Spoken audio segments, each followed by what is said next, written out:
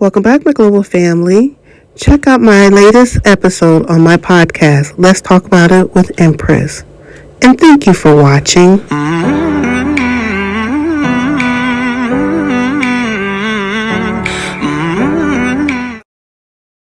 I have vouchers, so I'm about to go. Let's see what their stuff look like. They got Croakies, M&M.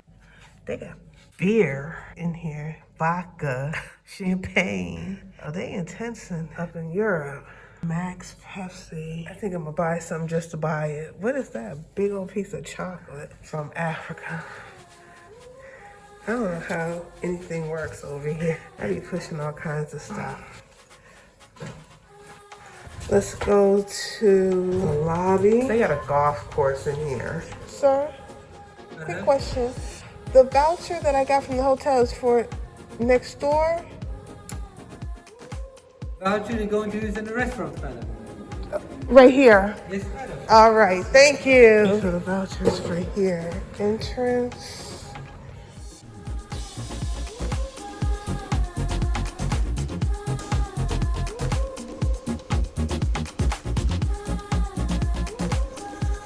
I'm in Brussels. What an ordeal. What an ordeal. It was an ordeal.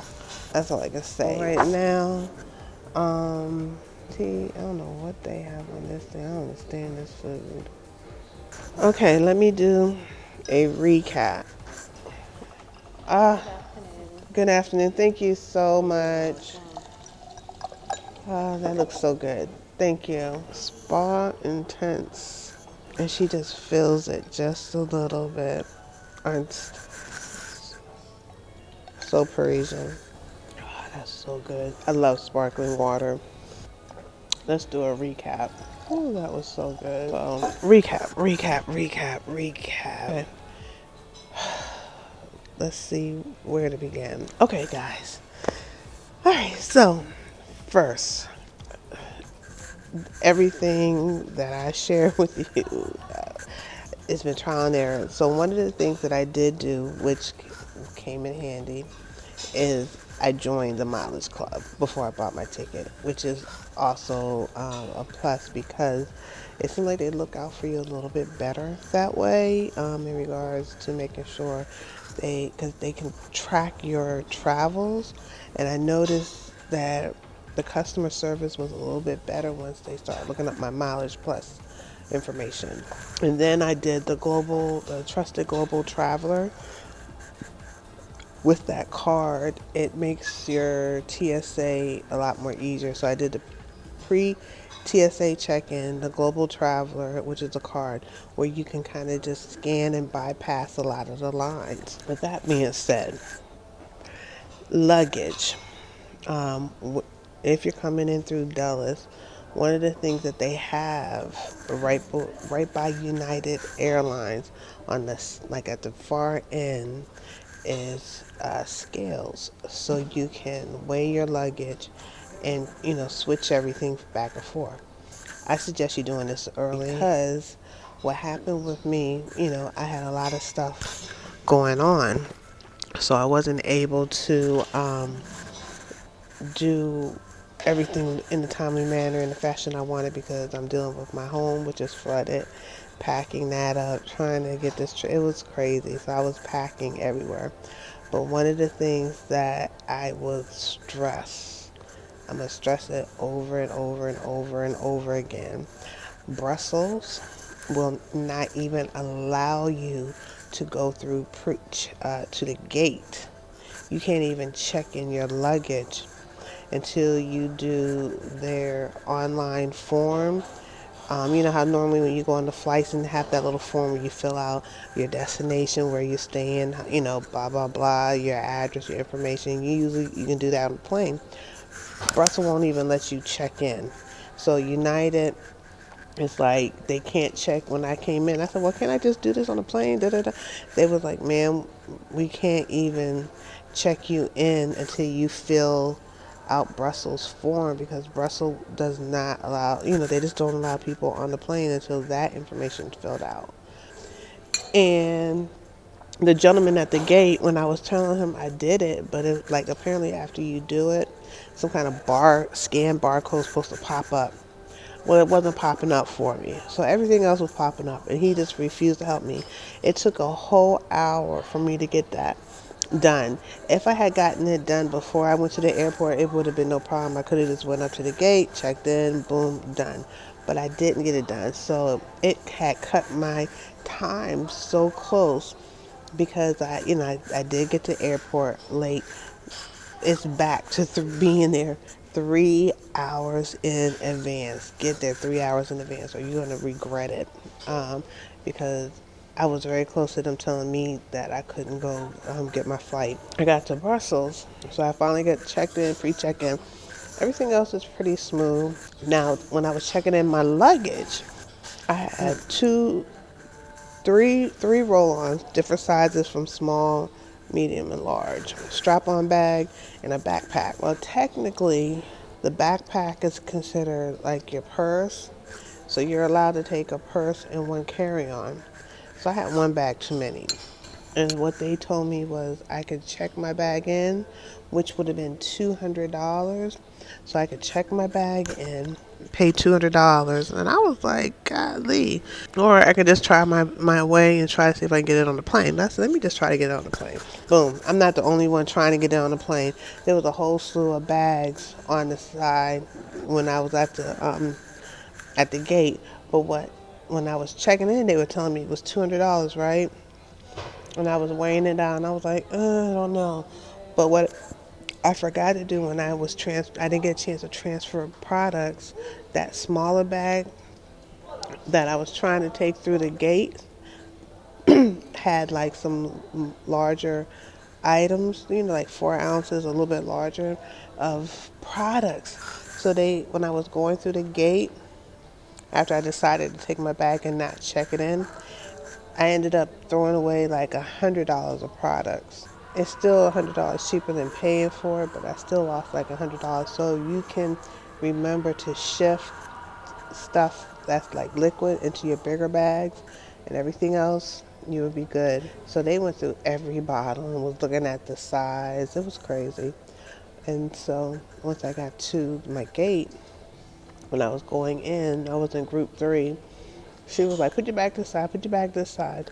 I ended up getting my bag shipped, but I didn't pay nothing for it. When I was leaving, when I was getting my boarding pass, I was told my flight was canceled, so there was no connecting flight, so they didn't have a boarding pass for me. And then that my luggage was just going to Brussels. So I would have to come to Brussels and claim it. And I was like, wait a minute, what? I got on the plane. Let me tell you, that was the most uncomfortable flight. My butt, I'm just at capacity. I was a little bit bigger. I couldn't fit on the seat. I was like, I gotta lose weight. That was crazy. So it was uncomfortable. I felt like a sardine pack. Every seat was full. I felt like a sardine. When we get here, here comes my food. This is different. So lemon, salmon, hot sauce. I don't know what this is. What is this? Sweet potatoes. I guess that's how they do it. This is totally different from what I'm used to. European food is weird. This is the salad. I don't know what kind of salad that is.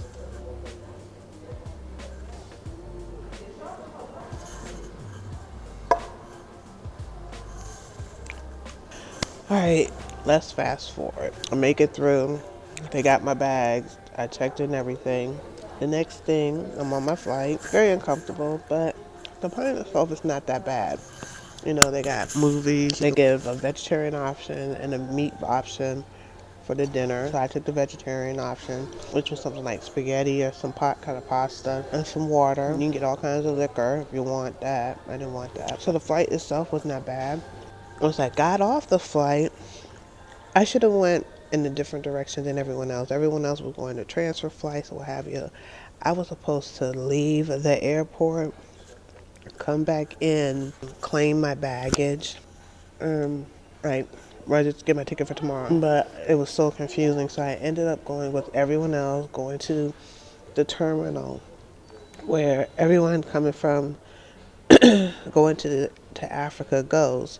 It's called Terminal T. Kind of gloomy looking. Now we're in T, and it's nothing down here. And so I was in Terminal T. Nobody was there to help. So I'm walking up and down. I'm tired. I'm sitting, charging. I finally come back and I found a United Airlines woman. I'm just asking. So she looked up my flight. She said, well, it's not until tomorrow. We can't help you, blah, blah, blah. You're going to have to go to Terminal B and get your bags and try to get your flight in arrivals, and departures. I'm like, okay, this sauce got a little bit of kick to it. I'm like, okay, that's fine. So I go back to Terminal B. I get my bag. Two of my bags were together, one was separate. But I finally got all of them. And then I walked up into departures to where I'm supposed to be catching my flight. Now, this is the tricky thing. I was just so confused. I wanted to get my boarding pass and get all that stuff checked in, my COVID test, all that checked in. And the first person's like, well, you can leave and go get a hotel, blah, blah, blah. I'm like, I didn't come here to get a hotel. I thought I had a 5-hour layover. No help. But he was very accommodating with the ticket. He said, you can't check in your luggage until tomorrow. So I'm like, okay. So I was like, well, is there a rest area, someplace I can go and sit and da-da-da? And he was like, well, the United Empress have this area. So he wasn't really any help when it came to that division. So I went and I sat down, ate my salad. I had a salad that I brought back from DC. Ate my salad, and then I was just like really tired because my feet are swollen, so my legs are swollen, my feet hurt. It's just like I had my compression socks on, thank goodness. Got them bad boys on now too. So I called my girlfriend. I proceeded to tell her what's going on, and I was like looking online trying to book a hotel, see how much it's gonna cost and how far it is, and if I could pay in cash, and if I gotta go get some euro money. It was just like a lot of drama. Finally, I called her and I was like, I'm looking for a hotel. That's when she had proceeded to tell me, because she came through Brussels before that. They have like a rest area. And I was like, wait a minute, a rest area. And I was like, well, no one told me. Okay, so let me find out. So I asked one young lady, and she's like, well, there's a hotel right there. And I'm like, I said, well, they may help you. I went to the customer service. I guess it was customer service. I don't know what it is. It says sales and something else. But they were off from the ticket line all the way in the back. And it was dedicated to Brussels Airlines. So I went in and I told the lady my situation about my flight, when I was booked, how they changed the flight, blah, blah, blah. And I just needed some place to rest. I didn't even think about getting a hotel. So she proceeded to say, and after she did all the research, she said, ma'am, she said, we canceled the flight. We're going to give you a hotel to accommodate your stay. She said, because that's not your fault. You didn't change the flight, we did. So I was like, oh, okay. And then she said, along with that, we're going to make sure you get lunch, dinner, and breakfast vouchers. But can I tell y'all how happy I was? So this is the thing that, and I would have never thought to do that. We have to stop selling ourselves short and allowing people to put us in an uncomfortable situation. I was willing to sleep in the airport, and it wasn't my choice, because when I booked my flight, I booked it because it was a 5-hour layover, because I didn't want anything longer than that. So for it to go to a 29-hour layover, that's a lot. That's a lot.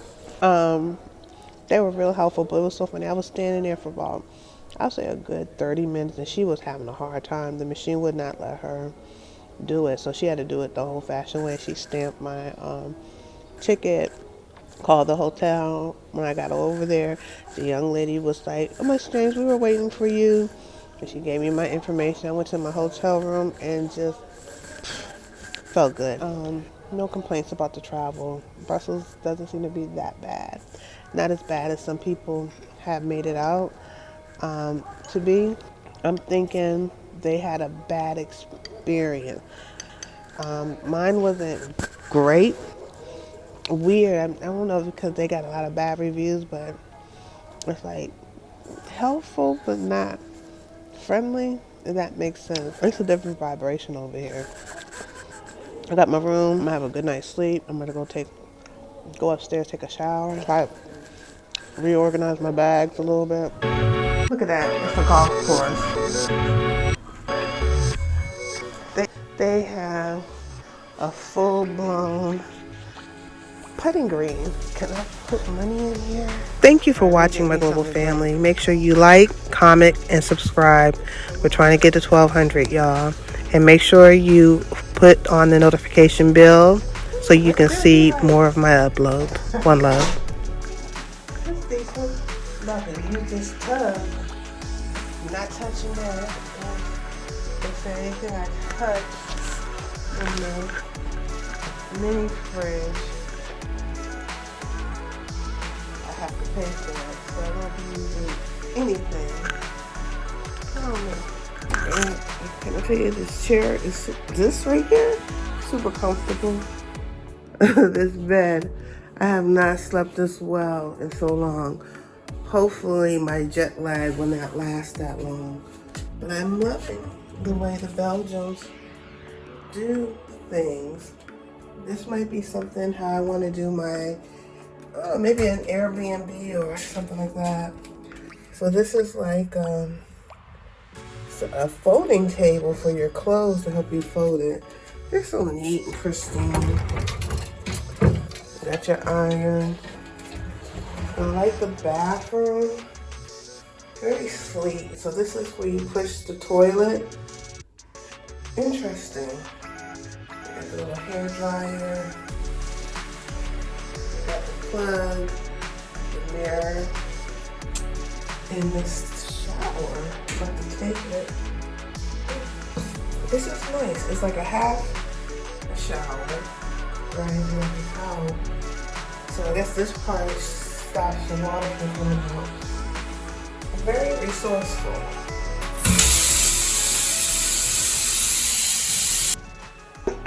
Now I'm on my way to get my dinner.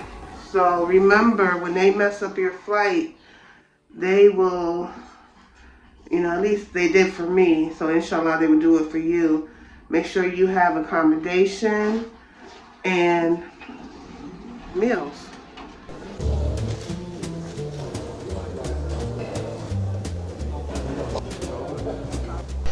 So this is breakfast in Belgium. Some kind of granola with yogurt, mushrooms, eggs, beans, and I guess that's potatoes, I'm assuming. I'm well rested, well fed. It's super sweet, but I'm gonna eat it. And then I'm heading to Senegal. The beans is okay with the mushrooms. I like it. These are potatoes.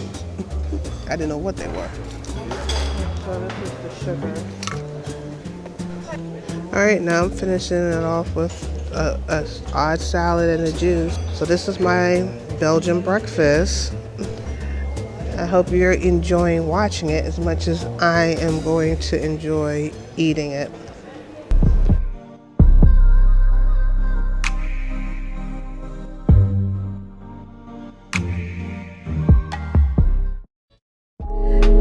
Thank you for your support. Make sure you subscribe to our channel. 1,200, we're trying to get there, y'all.